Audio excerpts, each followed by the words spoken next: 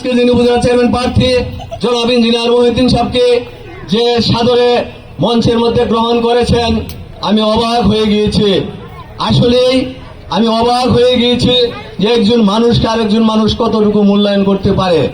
কেন এই মূল্যায়ন করেছে সেটাও আমরা অবগত আছি, আপনারা জানেন।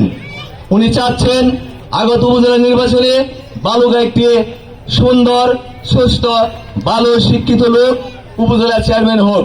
এবং উনি তার বক্তব্যের এক প্রারম্ভে তিনি বলেছেন, আগত উপজেলা নির্বাচন সামনে যারা প্রার্থী হয়েছেন তাদের মধ্যে আপনারা একজন ভালো মানুষকে ভোট দিবেন। কোন টাউট বাটপারকে আপনারা উপজেলা চেয়ারম্যান পরিষদে পাঠায়েন না আমার সাথে, যাতে আপনাদের উপকার আমি করতে পারি সেই উপলক্ষে একজন ভালো লোক পাঠাবেন। আমাদের বর্তমান সাংসদ আল্লাহ হাসেন ওয়াহেদ এই কথা বলেছেন। শোনার পরেই আমার অত্যন্ত ভালো লেগেছে। আমি আর কোনোদিন ওয়াহেদ সাহেবকে দেখিনি, কালকেই প্রথম দেখেছি। আমি যদি জানতাম যে এই লোকটি এত ভালো, তাইলে আমি আসলেই বিগত নির্বাচনে ওনার পক্ষে কাজ করতে পারি না। বিদায় আমি দুঃখিত, ক্ষমা চেয়ে নিচ্ছি। যদি সুযোগ পাই আগত দিনে করবো ইনশাল্লাহ।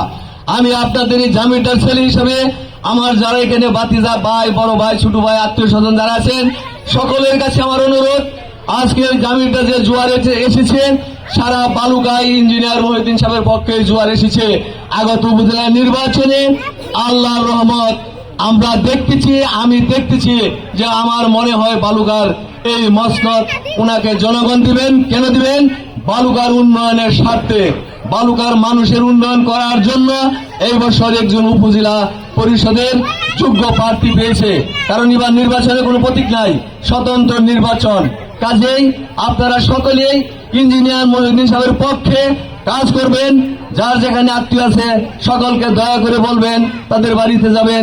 এই আশা আহ্বান রেখে সকলকে ধন্যবাদ জানিয়ে আমি আমার সংক্ষিপ্ত বক্তব্য শেষ করছি। জয় বাংলা, জয় বঙ্গবন্ধু। ছাত্রলীগকে ধন্যবাদ।